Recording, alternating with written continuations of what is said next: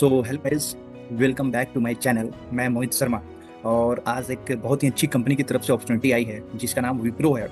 और ये एक फ्रेशर जॉब है और 25 और 24 बैच की ये जॉब है। अगर आप फ्रेशर हो या 24 25 पास आउट हो तो आप तुरंत इस जॉब के लिए अप्लाई करो। अगर आप एलिजिबल हो और आप कैपेबल हो और इलिजिबल हो इस जॉब के लिए, इस जॉब प्रोफाइल के लिए, तो आप तुरंत इस जॉब को अप्लाई करो।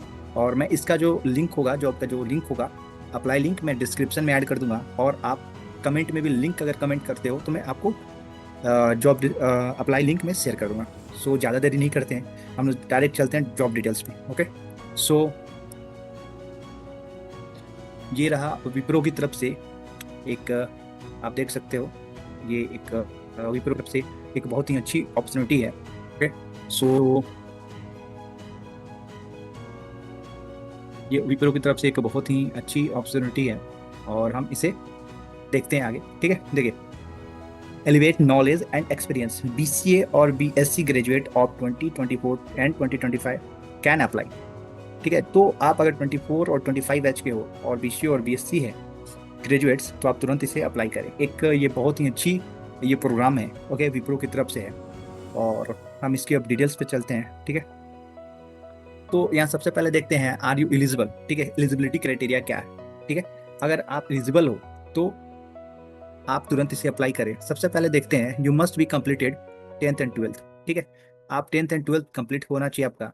ईयर ऑफ ग्रेजुएशन जो होना चाहिए आपका 24 टू 25 होना चाहिए। आपका जो होता है ग्रेजुएशन में मिनिमम जो होता है 60% होना चाहिए और सीजीपीए भी 6.0 होना चाहिए। ठीक है, और आपकी जो होगी ये एक फुल टाइम बीसीए होनी चाहिए या बीएससी होनी चाहिए। ठीक है, from computer science, information technology, mathematics, statics, electronics और फिजिक्स कैन अप्लाई। ठीक है, ये पार्ट टाइम नहीं है और नो करस्पॉन्डेंस होना चाहिए, ना ही डिस्टेंस लर्निंग होनी चाहिए। ठीक है, आपकी डिग्री रेगुलर बेसिस होनी चाहिए। ठीक है, ना ही ओपन स्कूल्स होनी चाहिए। ठीक है, ना ही डिस्टेंस एजुकेशन होना चाहिए। ठीक है, ये केवल is allowed for only 10th and 12th standards. केवल ये 10th एंड 12th के लिए है, ना कि ये ग्रेजुएशन के लिए। ये ग्रेजुएशन में आपकी ना ओपन होनी चाहिए ना डिस्टेंस होनी चाहिए। ठीक है, one backlog is allowed till the stages. ठीक है, जब तक आपका असेसमेंट नहीं होता है तब तक आपका जो वन बैकलॉग इज अलाउड। ठीक है, but the candidate are expected to clear the backlog along with the 6th semester. ठीक है, अपने 6th सेमेस्टर के साथ उनका जो बैकलॉग है उससे भी क्लियर होना होगा। ठीक है, next one, the maximum gap of 3 years in education is allowed between 10th standard to the commencement of graduation. ठीक है, 10th से लेके ग्रेजुएशन तक जो होता है आपका मैक्सिमम 2 year गैप होना चाहिए, वो 3 साल तक ही होनी चाहिए। ठीक है, and no gaps are allowed in the graduation period. Graduation should be completed within 3 years from the state of the course. ठीक है, जब ये कोर्स स्टार्ट हो वहाँ से 3 साल तक का जो ग्रेजुएशन कोर्स होते हैं उसमें कोई गैप नहीं होनी चाहिए। ठीक है, उन्हीं को अलाउ किया जाएगा जिनका गैप नहीं है। 3 साल की कोर्स है, 3 साल में होनी चाहिए।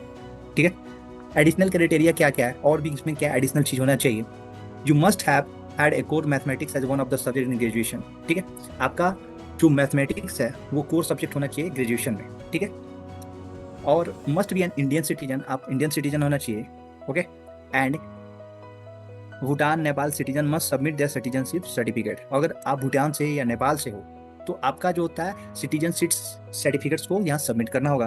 Those who are participated in any of the Wipro selection process in the last 3 months are not eligible. अगर आप किसी भी विप्रो की रिक्रूटमेंट प्रोसेस में, ठीक है, सिलेक्शन प्रोसेस में अगर आप भाग लिए हो, पार्टिसिपेट किए हो 3 month के अंदर में, तो आप एलिजिबल नहीं हो। ठीक है, तो ये क्लियर एक डिस्क्लेमर है, क्राइटेरिया है इनका, एडिशनल क्राइटेरिया, ये आपकी फुलफिल होनी चाहिए। ठीक है, यहाँ क्या क्या प्रोसेस होगी उसे हम देखेंगे। ठीक है, सबसे पहले देखते हैं हाउ टू अप्लाई।